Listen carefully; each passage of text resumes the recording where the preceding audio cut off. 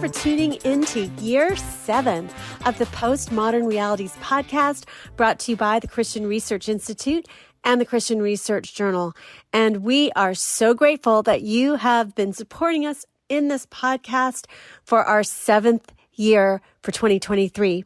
I'm Melanie Cogdill, managing editor of the Christian Research Journal, and it is January 2023, and this is episode 321, which is a conversation about the teachings of Carl Jung. On this episode, I'm joined by Elisa Riddell, who is a staff writer and associate editor for the website Christ and Pop Culture. And Elisa has also previously been published at the website Salt and Iron. Elisa has written an online exclusive Viewpoint feature article for the Christian Research Journal, and Viewpoint articles are ones that address relevant contemporary issues in discernment and apologetics from a particular perspective that's usually not shared by all Christians. So we hope that readers thinking on these viewpoint issues will be stimulated and enhanced whether or not our readers and listeners end up agreeing with the author. Elisa's article is called Carl Jung and the Modern World's Wound. And our subscribers can read her article for free at our website, equip.org. And if you're not already subscribing, starting out in 2023 as a subscriber is a good way to start to get access to all of our online exclusive articles.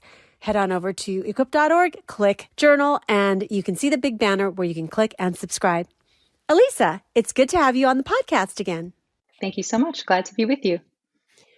Back in 1999, we published a very in-depth article on Carl Jung, and it was called Carl Jung's War on the Christian Faith by J. Budziszewski. And as I said a moment ago, Elisa's article is a viewpoint article, which is an opinion piece from a particular perspective, and not all Christians are going to agree with it. But as I noted, I hope that our conversation will, help people hear another point of view, whether or not they agree, and that they would learn something new and be expanded by that personally. So I just wanted to note, as some longtime subscribers might have noticed when I said that we're doing something again on Carl Jung, that everything we've published on Carl Jung has definitely been very critical of him, but this is going to be a different kind of take. So maybe some people aren't familiar with who Carl Jung was, and so I would like to start out with you just talking to our listeners a little bit about Carl Jung.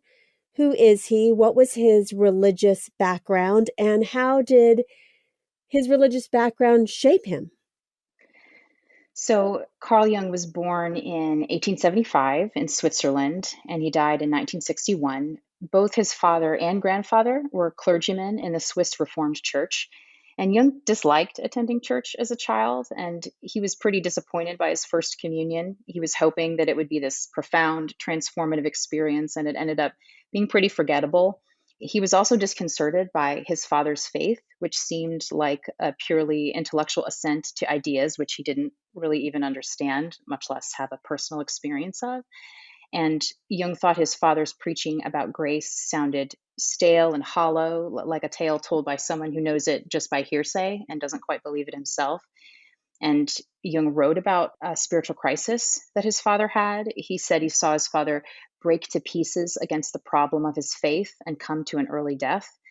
So from an early age, Jung was very skeptical of forms of Christianity that were mental only and that were oriented primarily around propositions and that lacked transformative inner experiences. And while Jung briefly considered becoming a minister himself, he later changed his mind and studied psychiatry and medicine instead. He was a research scientist in a psychiatric hospital and then was a psychoanalyst who worked with clients outside of a hospital setting for many years. And he also became a prolific writer on psychology and symbolism. And he was a younger colleague of Sigmund Freud, and Jung and Freud collaborated and corresponded for quite a few years before eventually having a falling out over their different theories of the human unconscious. Freud tried to explain religion away as a neurosis, but Jung actually thought that the religious instinct was good and normal and necessary in people.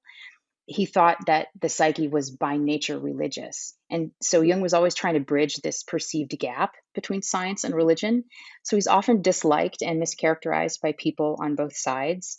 Scientists are apt to think of Jung's ideas as so much woo, as New Age pseudoscience. And Christians are quick to notice his heretical theology, which was Gnostic and pantheistic. And he had an interest in the occult and the paranormal. And so many are concerned that he would then be a gateway to the demonic and would be dangerous. And there is some truth to both of those critiques. But I think to properly appreciate him, we need to see Jung as a person who was trained during the heyday of scientific materialism, but who was convinced that humans are innately religious beings. And he thought that rather than religion being the crutch of a neurotic mind, he thought it's actually when we try to leave religion behind that we make ourselves neurotic and unhealthy.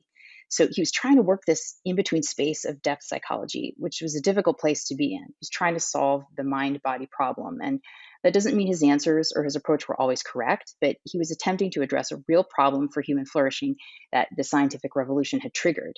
So to sum it up, he was coming from a Reformed Protestant background that he felt was lacking transformative depth and that had crushed his father. And Jung thought the Protestant church of his day had too much in common with the overly rational mindset of the time, that it was kind of too much of a piece with scientific materialism and didn't take religious experience seriously enough.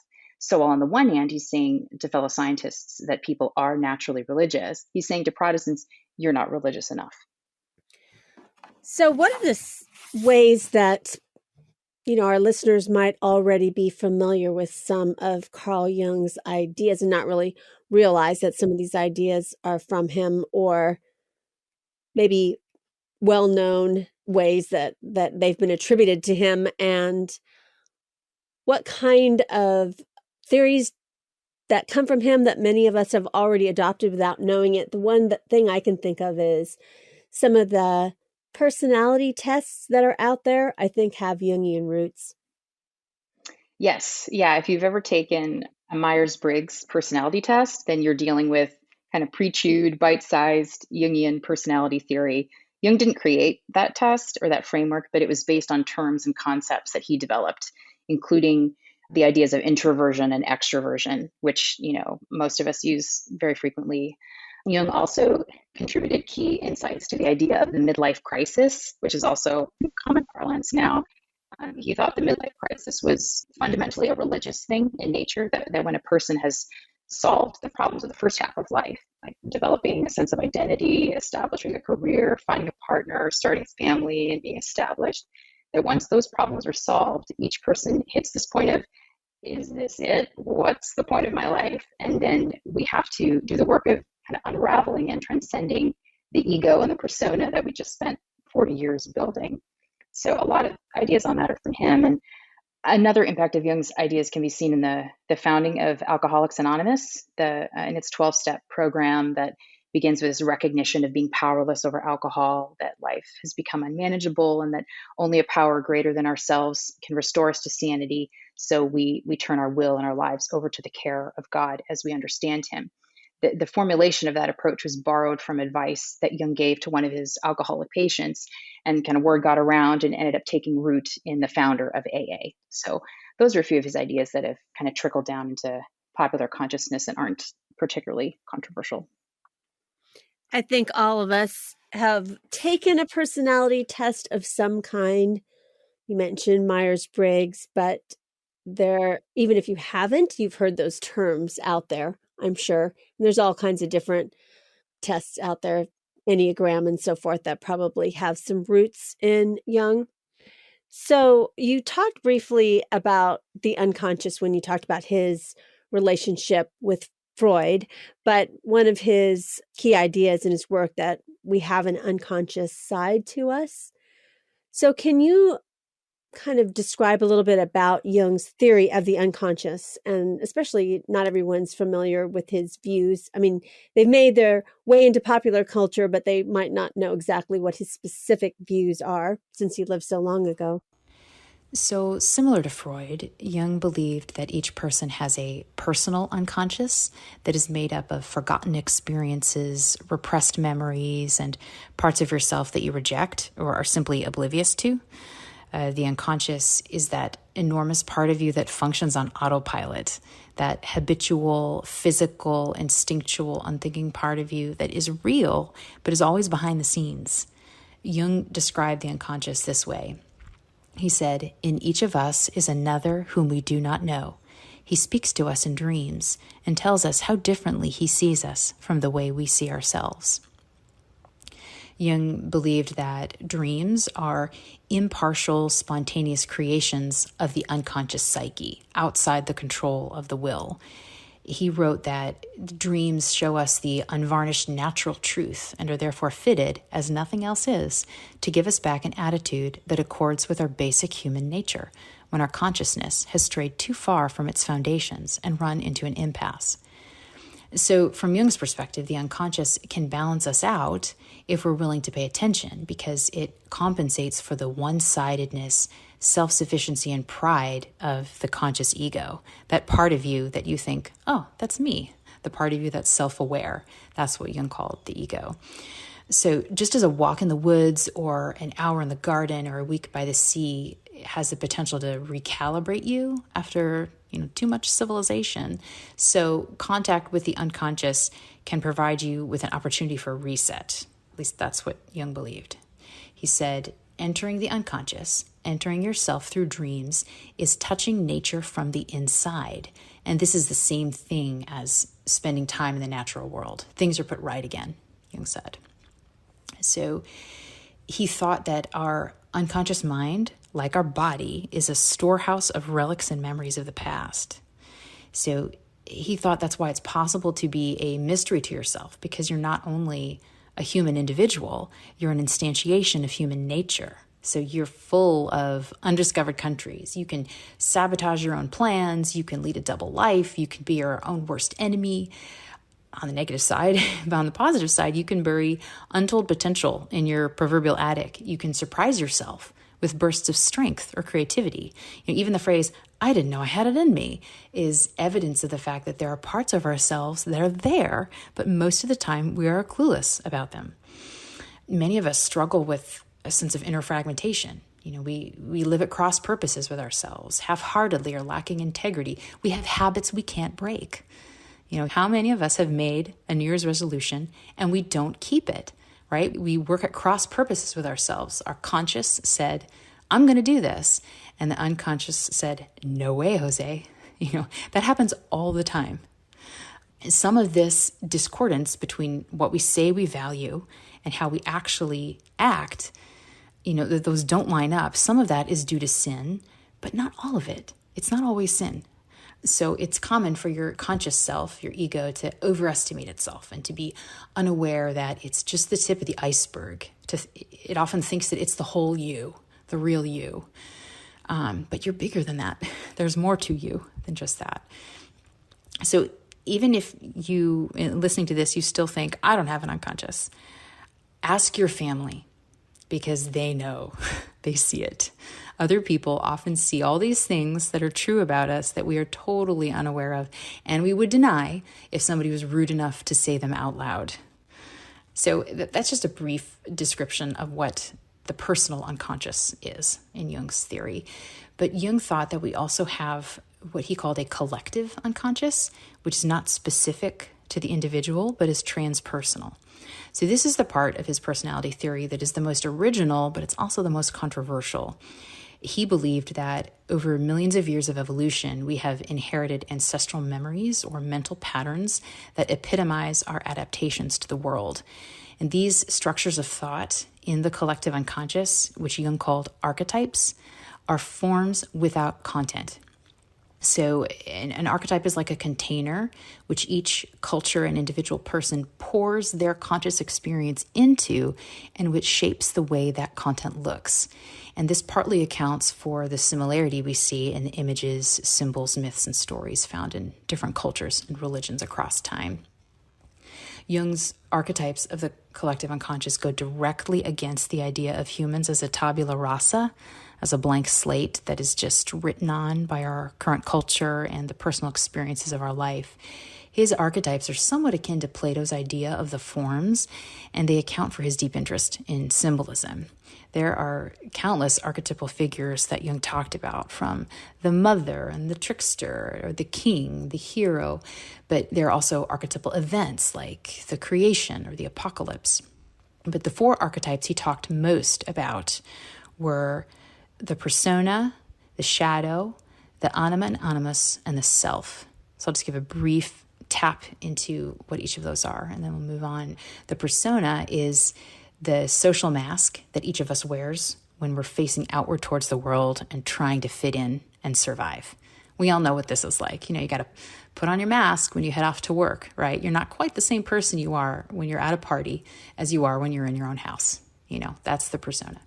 And then there's the shadow, which Jung said consisted of everything about ourselves that we and society considers unacceptable. And this is often associated with more animal instincts that have to be managed, like lust, hunger, and aggression. But the shadow can also contain things that are not morally evil, but that just because of our family of origin and how we were raised, they're the things that we were trained and told were not okay to do or were not okay to be. And then there's the collective unconscious also contains this archetype of the anima and the animus, which are the contra-sexual aspects of male and female. So in Jung's theory, the anima is the feminine side of a man, and the animus is the masculine side of a woman.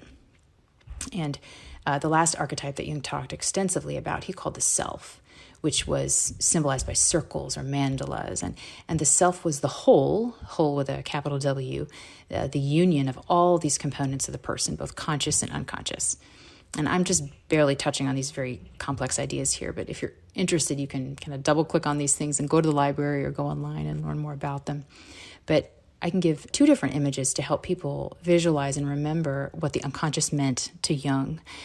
I say the unconscious is like an elephant with this tiny little rider sitting on top of it. And that rider is the conscious ego who thinks it's in charge and thinks it's running the show, when really the unconscious parts of a person, through habits and instinct, is really taking that little ego along for a ride. And the ego is just providing a story after the fact to rationalize what just happened. And for this idea of the collective unconscious, Jung used the image of a perennial rhizome with this deep archetypal root, out of which springs the flower of the individual, in which each person is a new instantiation of this abiding collective human nature that we all spring out from. It's a new year, and it's been almost 325 episodes. I can't believe it, since we started back in 2016. And we hope that you will partner with us in 2023 to keep going on our podcast and with our journal, and help us to get the word out about all of our content and help continue to bring you this podcast for free every week. And the best way you can do that is to simply tell a friend, of course, and as always, give us a rating or review on Apple Podcasts to help us out with the algorithm and helping people discover our content. And it always helps if you're a subscriber. So please go to equip.org to subscribe. You can also go to equip.org to the Postmodern Realities podcast tab under journal and click on any of our episodes. All 321 of them have a link as a place where you can give us a tip if a subscription is not in your budget right now. But as always, thank you for your partnership and another year together on the Postmodern Realities podcast. And we look forward to bringing you all kinds of very interesting voices that are journal authors and interesting topics, both in apologetics, Christian living, and of course, cultural apologetics.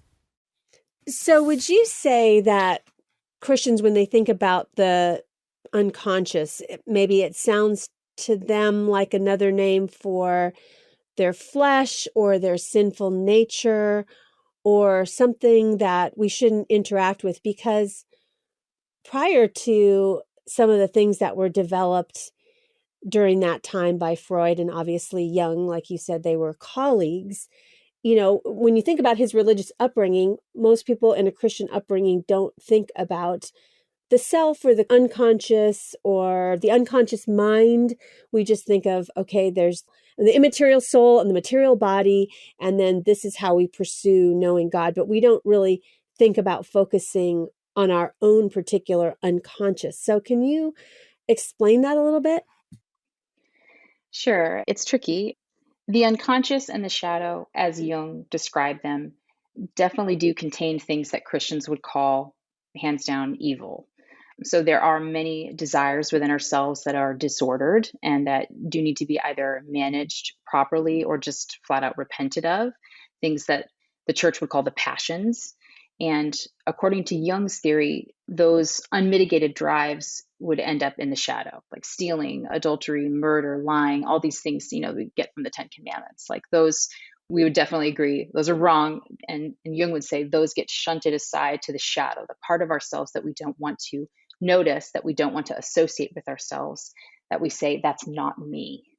But Jung also said that the unconscious shadow also contains aspects of ourselves that have been wrongly rejected and repressed. So think of the little boy who's told every day, boys don't cry. Those tears that he has but isn't allowed to have, those are going to go deep down into the shadow, and he may not be able to find them for decades, even if he really needs to grieve. Or think of the young woman who's raised to believe nice girls never make a scene. That young woman may become a doormat for other people. She may be taken advantage of sexually by men because she has trouble finding her no, because her no is buried deep within the shadow with all the other things that, she was taught are unacceptable and rude. So, from an example like that, you can see the shadow can contain virtue and strength and potential for good, because the things that our family and culture train us to reject, while they're often bad things, they're not always bad things. So exploring one's shadow can be, as Jung described it, it can be like digging for buried treasure, but it can also be like exposing the skeletons in the closet. It's both. There's an ambivalence to it, as Jung described it. And Jung was also adamant that people need to become conscious of their potential for perpetrating serious evil. And that means looking into your shadow and taking a fearless moral inventory of yourself. And he was skeptical of the traditional patristic conception of evil as the privation of the good. In history, it's called privatio boni. It's this idea that evil is a parasitical corruption of the original good creation that God made. And Jung was afraid that this idea would trivialize evil, that it wouldn't, in a sense, give it enough credit. He thought that evil, that it had its own life in a way, it had its own independent being, and that it wasn't merely the good being broken, or the good not living up to its potential, or the good getting degraded. Jung often tried to avoid making metaphysical statements, and he would try to limit himself just to what phenomena he saw in people. And what he witnessed in people was that we are always a mix of good and evil all the way down. And to give him the benefit of the doubt, in this case, he's concerned that the Christian emphasis on the primordial primacy of the good would cause us to overlook and downplay the genuine evil that exists within us. And he was concerned that we collectively would project that undealt with evil in ourselves out onto other people, and then we would destroy one another. And we need to remember that he lived through both world wars, and he saw the dangerous unconscious forces at work in the German people as they collectively embraced Hitler. And these are just regular, ordinary Joes who colluded exuberantly with mass murder. And Jung wanted everyone to be aware of the potential within themselves for this kind of behavior. So he wanted people to know that you too could be a Nazi, and you probably would have been a Nazi if you were born into Germany at that time, and that you need to know this about yourself and, in a sense, treat yourself like a loaded gun. So Jung took evil very, very seriously. And I'd say in that way, he's actually somewhat in line with Calvin and Luther, who taught, this sort of deep skepticism of your own self, and that there's a corruption that goes all the way down. So in your article, you talk about the importance of symbolism. Can you explain the significance of symbolism, not just to Carl Jung, but how also that might differ from the church? Because is there symbolism in the church as well as Jung? Yes, so the word symbol comes from the Greek word symbolo, which means to join, unite, or fit things together. And a lot of people assume that a symbol is just a sign, like a traffic sign, that points to something other than itself. And so it's basically arbitrary. We don't have to make stop signs with 8 sides that are red. That's arbitrary. We could make them look a different way and still accomplish the same purpose. But symbols are not like signs. They aren't arbitrary, and they don't merely represent something else as if they were a secret code. Symbols are active. They do something in the world. They don't just point.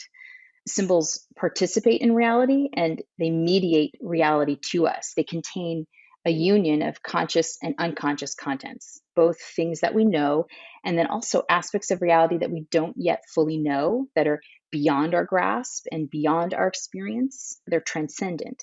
So symbols have a surplus of meaning that, overflows their banks, if you will. Some people think of symbols as being the opposite of reality, as in, oh, that's not real, that's just a symbol. But that thinking confuses symbols with signs. Maybe it'll help to think of the opposite Greek word from symbolo is diabolo, which means to put asunder or to throw apart. And that's where we get the word diabolical. So when we enter a world that ceases to operate symbolically, which I think is a fair thing to say of the world of Enlightenment rationality and the scientific revolution, as well as sort of iconoclastic offshoots of the Reformation, in ditching symbols, that doesn't mean that, okay, now we have access to what's really real without all this meaning and subjectivity put between me and the world. Now I'm going to get to the bare facticity of the world, or in the case of Christians, now I'm going to get to the bare facts of the scriptures and what they really say. It doesn't work like that. If you dispense with symbolism, things fall apart. The anti-symbolic world isn't a world of bare facts and rational knowledge. It's a world of extreme polarization and fragmentation. You end up with a pendulum swinging hard one way and then swinging even harder back in the opposite direction, because meaning is the glue that holds our world together, and symbols are saturated phenomena. They're thickly layered with meaning, and they bring disparate parts together and they bring opposites together into one. And so we need symbols most when we approach the limits of our understanding and when we want to approach the sacred and participate in the sacred, because symbols draw us further up and further in the words of C.S. Lewis. They humble us because symbols, in a sense, they know more than we do. And the historical church has always been awash in symbols, from the body and blood of Christ in communion, the waters of baptism, the cross, the crucifix, icons of gospel events, reading the scriptures through a typological and analogical lens, even things like festivals and processions. Every little gesture and ritual of the Mass or the Divine Liturgy is symbolic. Even the very architecture of traditional churches, being shaped like a cross, or maybe having a dome like the dome of heaven, sitting atop the 4 pillars of the earth within the pillars of the church. So that just by being in the building, you are participating in the symbol with your body. Like, all of these things have been entwined with the life and faith of the church from early on. And it's only in the last few centuries that those symbols have come to be seen as either arbitrary and dispensable, like just a matter of preference, or perhaps even as distractions or accretions to the faith, or idolatrous. And I think that Carl Jung, coming from this scientific mindset, saw that humans flourish when they have a richly symbolic life, and that without that, people feel like their lives are meaningless. And so, not being a Christian himself, Jung tried to give people access to symbols, not through the church, but through their own dreams, primarily, was how he did it. And what's interesting is that this actually helped people. Many of his clients got better. And I think that's because symbolism connects with our human nature. It works with and it speaks to this deepest unconscious part of ourselves. It's a transcendent language. And Jung was trying to recover what had become a dead language in the Protestant West. And I don't fault him for doing that or for using therapy to do that. But I think his success at helping people reconnect with their human nature and experience greater levels of meaning in life and the ability to change and to get unstuck from self-destructive patterns, I think that's actually ends up being an implicit rebuke of the iconoclastic church in the West, which at times Jung wrote about explicitly. He was recovering and applying in a new way, and I would argue in a more self-centered way, unfortunately, what the church had done since the beginning in a thoroughly God-centered way, but which parts of the church had either rejected or forgotten. You just mentioned the term iconoclastic church in the West. What do you mean by that? I mean, parts of Protestantism that tend to be suspicious of religious imagery and would be concerned that it would become idolatrous. I mean, I think it's fairly common. A lot of evangelical churches have, blank walls inside the church. And I think it's the case that the blankness of the walls is a very intentional absence of imagery, since I think the church has a very long and robust history of using symbols and images within the church. And so I think the stripping away of those things is a statement. And so I think part of what Jung was doing was a response to that stripping away. Your article talks quite negatively about a philosophical movement of the late Middle Ages called Nominalism. So can you describe for our listeners what Nominalism is and why you think it had a detrimental effect on Christianity? And how's that related to Carl Jung? Sure. So nominalism has the word nominate or nominal, which means to name. People are probably familiar with the use of nominal as a pejorative. Like if you say, oh, that person's just a nominal Christian, you mean they're a Christian in name only. There isn't a reality behind the name to which the name is attaching itself. It's just a label that they adopt. So nominalism is a philosophy that developed in the Middle Ages, and it's most famously associated with William of Ockham, and it developed as a reaction against Platonic realism. Most people have probably heard of Plato's forms, this idea that the identities of things in the world can be known and recognized by us because individual objects each participate in a transcendent form. Like, for example, I can distinguish what a tree is from what is not a tree based on whether the thing I'm looking at participates in the form of treeness. I can look out my door at the oak in my yard and know that's a tree. And then I can look at the picket fence behind it that's also made of wood and is the same color, but I can say that fence is not a tree, even though it has some similarities to a tree.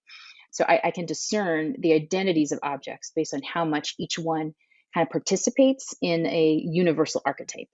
So nominalism denies the reality of these transcendent forms and says instead that whatever name we give to an object is just that. It's just a name, an arbitrary label, and assertion of our will upon that particular thing, but the name doesn't necessarily land on or point to a universal reality behind the word. So the meaning of that name or identity exists solely in our heads and not out in the world. And if that seems kind of too arcane or academic to matter, I'll just point to a current cultural argument happening right now between realism and nominalism. And it's the debate over what is a woman. Is a woman just a name, just an identity that we can put onto someone by an act of the will? Or do these words actually point to a reality beyond themselves? Do the words find purchase and grip onto meaningful universals that are not arbitrary?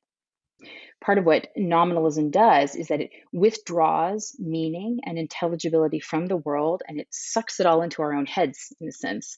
And it gives us way too much power, as if we create meaning through an act of the will, through the act of naming, as if we were God. I say it, therefore it is. But that's not how human language works. Only God has a divine fiat by which he creates what is. We just use our words to point to and describe what he made. And the world that he made isn't arbitrary, but it fits together beautifully and reasonably and fractally. Everything is in some kind of relationship with everything else. But if we begin to act as though our words are like God's, that kills the interconnected relationship of things and turns humanity into the sole source of meaning making in a totally inert, dead world of stuff that's just waiting for our language to assign it an identity. And this way of thinking is deeply destructive to the life of the church, to our relationship with the world that God made and our place in it. And it makes people, I think, anxious and lonely. And as we can see today, totally obsessed with this concept of identity and with the power of words to declare and create identities. And then everything starts to be about linguistic power games and words as violence, and the world as an arbitrary arena for the expression of the will to power. And nominalism leads to a pathological world and to neurotic people. And Jung saw this happening, and his psychotherapy tried to do something about it. His emphasis on symbolism and universal archetypes was an attempt to help people re-mean their lives and rediscover their human nature, which isn't arbitrary. So his work was somewhat of a recovery of Neoplatonism that had long had a place within the church, but that had been kind of pushed to the side somewhat in the Reformation. You wrote in your article that, quote, therapy stepped in where sacramental liturgy waned. And you also wrote, quote, what the reformers amputated reemerged as a phantom limb in the form of depth psychology, end quote. Can you explain what you mean by that? So let me approach that by reading a quote from volume 11 of Jung's collected works from the chapter titled Psychology and Religion. He writes, I am not, however, addressing myself to the happy possessors of faith, but to those many people for whom the light has gone out, the mystery has faded, and God is dead. For most of them, there is no going back, and one does not know either whether going back is always the better way. To gain an understanding of religious matters, probably all that is left us today is the psychological approach. That is why I take these thought forms that have become historically fixed, try to melt them down again and pour them into molds of immediate experience. It is certainly a difficult undertaking to discover connecting links between dogma and immediate experience of psychological archetypes, but a study of the natural symbols of the unconscious gives us the necessary raw material. So from that, you can see that Jung sees psychology and therapy as primary and religion as a useful source to draw from to help people experience wholeness and growth in a post-Christian world that has lost the thread of the story of redemption. As far as I know, Jung was one of the first psychologists to make a case that religious symbols and rituals aren't superstitious neuroticism, but are the natural movements of the psyche as it gropes towards wholeness and as it seeks for meaning. And he saw the Protestantism of his day as pretty anemic, as being too rational and not tapping into the depths of the unconscious. And he thought that was why the church was, in his words, shedding its members like dry leaves. And he saw people coming to therapy and staying in therapy because they lacked a profoundly religious outlook in life. And the church, as it was then, couldn't help them participate in that divine drama. And it couldn't facilitate a richly symbolic life for them that would heal their anxiety and despair and nihilism and trauma. Jung had a little more confidence in the Catholic Church's ability to do that for people through its sacraments and rituals. But even then, Jung felt that for many people, church just wasn't an option anymore, that ship had sailed, and all that was left was psychology. I don't agree with him about that, but I do agree with him that a truly incarnational faith that embodies symbolic archetypes rooted in our human nature can make people whole. And I agree with him that the treatment of therapy is a historically new and basically compensatory practice that is picking up the church's slack and is trying to do what the ancient and medieval church used to do, which is to embed people in a world of meaning. Now the best psychology can do is to try to heal the individual psyche or perhaps heal relationships within family therapy, both of which are very valuable. But psychotherapy can't reconnect us to the wider world or to God. Therapy doesn't scale fractally the way that true religion does, and it can't replace Christianity because its scope is too narrow and it's individually tailored. It fits itself to you rather than training you to fit yourself to a larger reality. I was reading an article in the New York Times recently in which the author was saying that going to therapy is today what going to church used to be for Americans. It's the thing that all decent people do, right? It used to be that good people go to church. Now it's good people go to therapy. And I thought that was an interesting point being made in a secular medium, that therapy is the spiritual practice for Americans. That's the sign to the world that you're engaged in doing the work. Many Protestants are inclined to look skeptically at religious rituals and practices. I'm specifically thinking of religious iconography, which would be viewed as forms of superstition and idolatry, or even perhaps as a result of pagan influences on the church. But based on your reading of Carl Jung, how would you respond to this particular objection? The rituals, the icons, the sacraments, the festivals, the liturgical practices of ancient and medieval forms of Christianity, which still survive in the Eastern churches and in Catholicism, that's what it looks like when you pour Christian doctrinal content into these universal human archetypes, into the patterned nature of human instinct. You end up with distinctly Christian symbols and rituals. But these archetypal and symbolic patterns are common to all humans. And so other religions and other people groups and cultures will pour their own specific content into these symbolic structures and containers, and it'll look different, but yet be recognizable to us and intelligible. And when the reformers, I'd say particularly the radical reformers, what I'm about to say is less true of Lutherans and Anglicans who've retained more of the liturgy. But when some of the reformers began rejecting aspects of the church's life as magic, superstition, paganism, idolatry, I think that what they were rejecting was less about Catholicism itself, but more about their discomfort with these universal, symbolic, instinctual forms that human experience takes. They were rejecting the archetypal forms. They wanted the doctrines of Christianity and the scriptures, but without the containers of human nature to put them in, if that makes sense.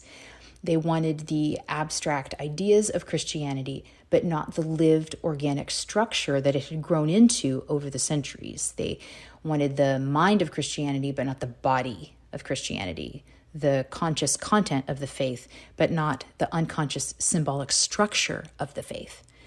The Reformation was, in that sense, something like an extraction, like reaching in and taking the content out of the form which held it and thinking that this process, far from doing harm to the faith, was actually a purification of the faith, getting back to the basics, a recovery of an original and, quote unquote, uncorrupted version of the faith without pagan accretions. But the perspective that I've come to is that these embodied forms, these symbolic and ritualized archetypes, are actually an unavoidable part of human nature. And to try to live out one's faith in a stripped down manner is to repudiate part of our humanness. It runs counter to the incarnation. I expect we've all heard that phrase, leave your brain at home or chuck your brain at the door, to convey the sense that your thoughts and questions are not wanted here. Well, I think that non-liturgical and low church settings often end up, probably accidentally, communicating the opposite of that. Leave your body at home, chuck your unconscious human nature at the door, because those parts of you don't matter here, and they might even be dangerous. I think that attitude is a problem. It's this assumption that we're really just brains on a stick. I heard that phrase, brains on a stick, from Professor James K.A. Smith in one of his books on cultural liturgies. It might have been You Are What You Love. I can't exactly recall, but I read that a few years ago and was immediately like, yes, this is how the evangelical churches that I've been a part of have treated me, often with the best of intentions, but as a brain on a stick, where faith is all about mental assent to a list of propositions. And I think it's impossible for us to actually live out the faith within a minimalistic, 4 bare walls and a sermon frame. So many evangelical churches end up taking the forms that our current culture provides rather than what church tradition provides. So you end up with the church as a business or a franchise, worship as a concert, preaching as a TED Talk, the sanctuary as a lecture hall or a concert venue, the pastor as a professional performing a job, the congregant as a consumer who selects the brand of church that best suits their needs. So if we reject the archetypal structures and symbols of the church's past, we just end up putting our doctrinal content into capitalism's containers. And then our churches cease to speak to people's deepest human nature. And so they leave. You quoted Carl Jung as saying that, quote, man is in need of a symbolic life, end quote. So if, as you posit, Jung is right that few today in our modern culture experience their lives as symbolically meaningful, for example, as if they were participants in a divine drama, what would you say that effect has on our culture? And are there any movements or trends today that show signs of people attempting to recover this symbolic drama of life? Yes, there's definitely a bifurcation happening in conservative evangelical circles. I see many who are taking the path of deconstruction and landing in the liberal rainbow church and finding symbolic meaning by participating in this social justice drama and in religious rituals like pride parades and protests, which are their own kind of liturgy. But you've also got prominent evangelicals who are converting to older traditions in the church, like Mark Galli, a former editor-in-chief for Christianity Today. He became Catholic.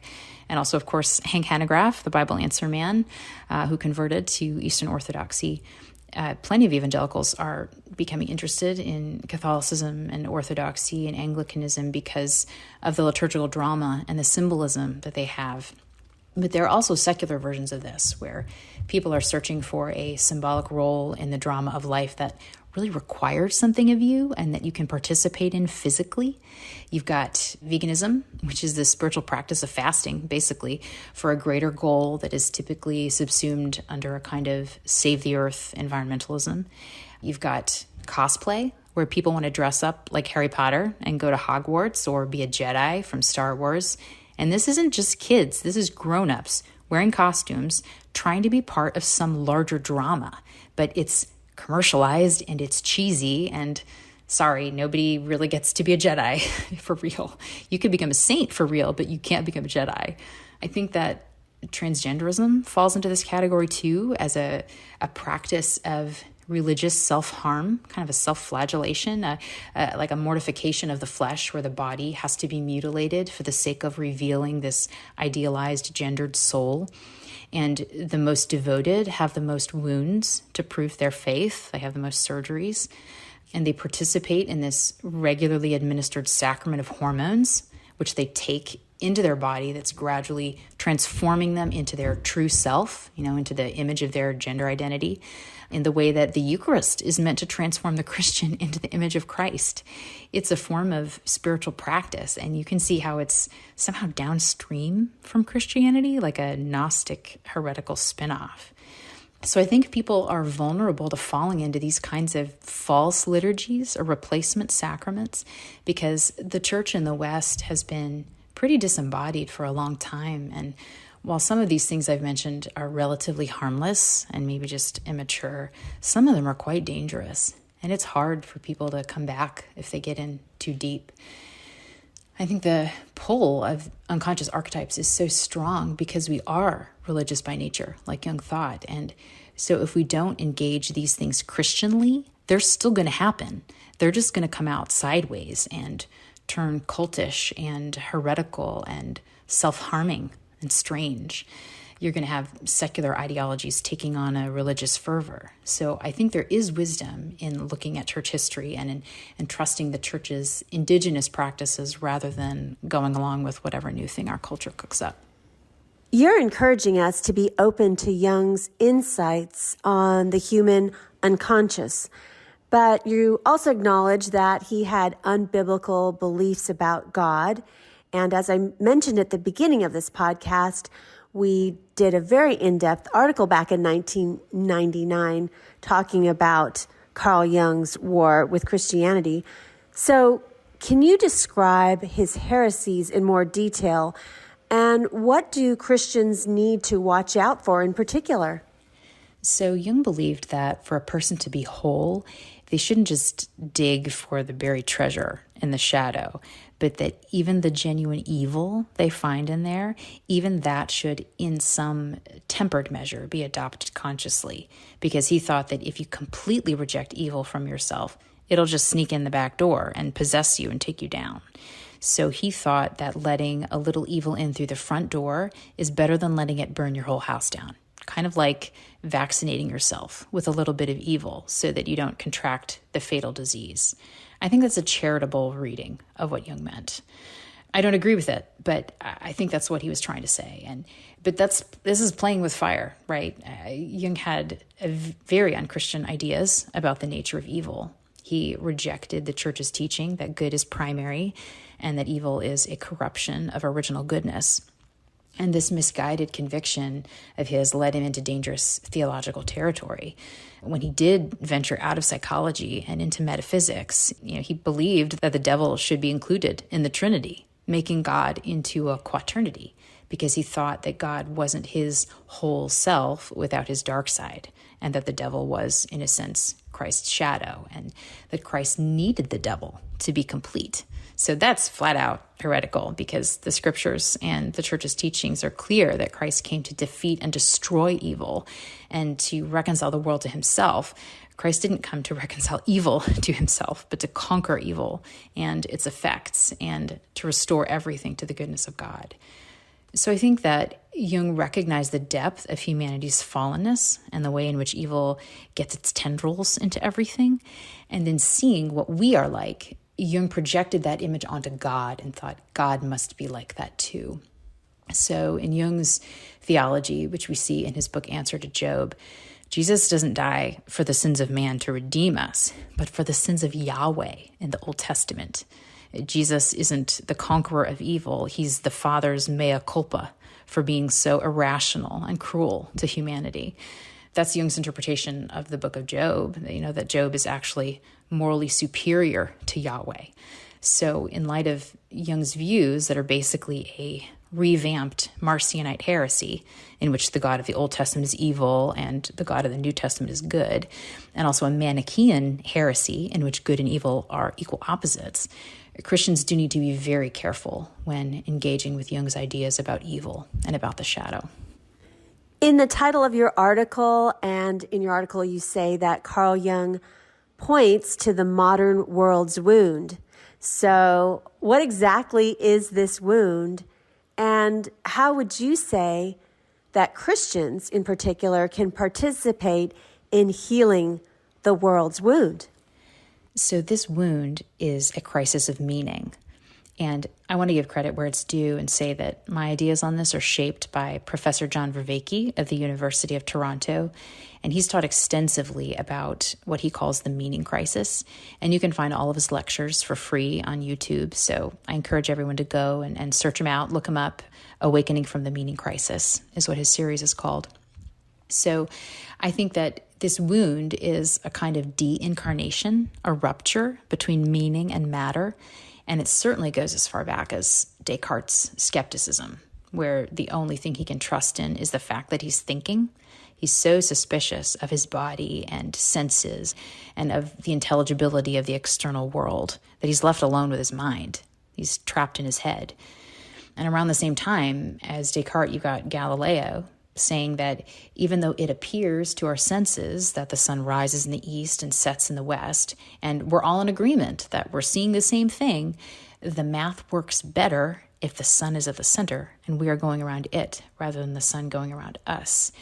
And of course, this seems so obvious to us now, but we have to remember that this was deeply psychologically traumatic for people because it meant that you could no longer trust what your senses were telling you. You could no longer trust the collective agreement of your community to determine what is real and what isn't real. The scientific revolution triggered this deep and abiding skepticism and suspicion about how we can know reality and make contact with it and put confidence in it. That skepticism enters the church too, and we see it in arguments over the Eucharist about whether Christ is really present in the host or not. And I think that concerns over self-deception really take root at the end of the medieval period as we shifted into the modern world.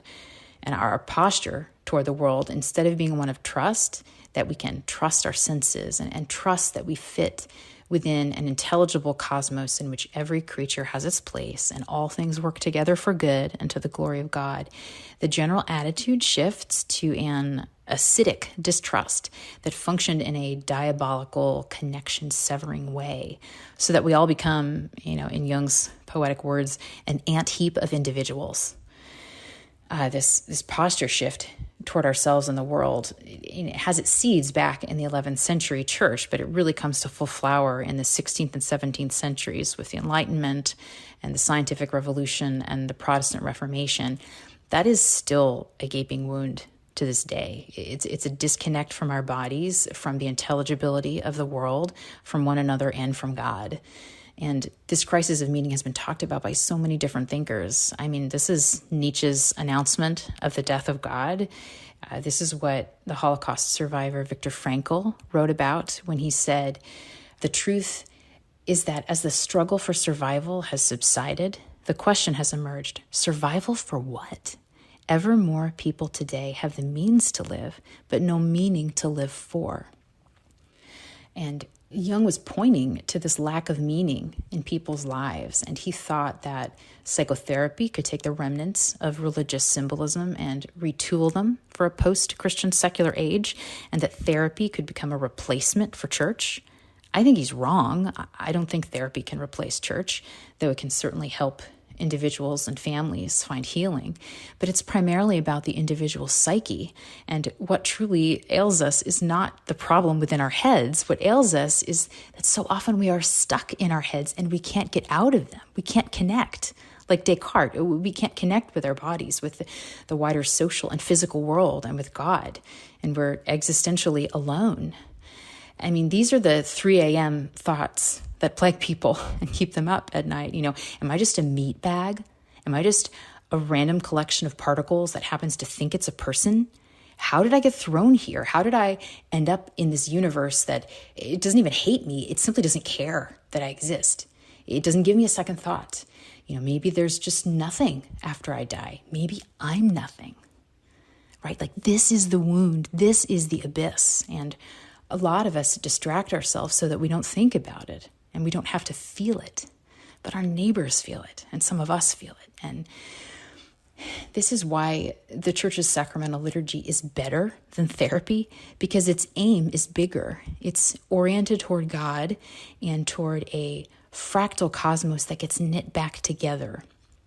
I quote the author Timothy Patitsas in my article from his book, The Ethics of Beauty, where he says that the great hospital for the soul is liturgy, because in liturgy we are invited to fall in love with what is most beautiful. And I think that's how Christians can participate in the healing of the modern world's wound. Go to church, and go to a church that is practicing this richly symbolic life that is consciously and beautifully liturgical. Because if you can become situated within your own body, within the world, within your relationships, and within God's love in a posture of trust, where you're rooted in a transcendent symbolic meaning, then you have a chance of healing the suspicion and fragmentation and loneliness of the modern world. And you can counter the diabolical with the symbolical. And you and your family and your church can become like an ark of connection and meaning and stability amidst the floodwaters, where everyone is just trying to not drown as they cling to some little piece of driftwood, some little self-help book they just read, or some political ideology that promises meaning, or maybe therapy is their little raft that's keeping them afloat. But if you're in the ark of the church, then you can throw somebody a line. And I have a lot more confidence in the enduring nature and relevance of the church than Carl Jung did, because God has made promises to us, and he's going to keep them. So I'm still hopeful. So finally, on a much lighter note, I have a question for Elisa. It's the new year. It's January. Do you make New Year's resolutions? And if you do, what is one that you're making this year? Oh man, I don't do that anymore.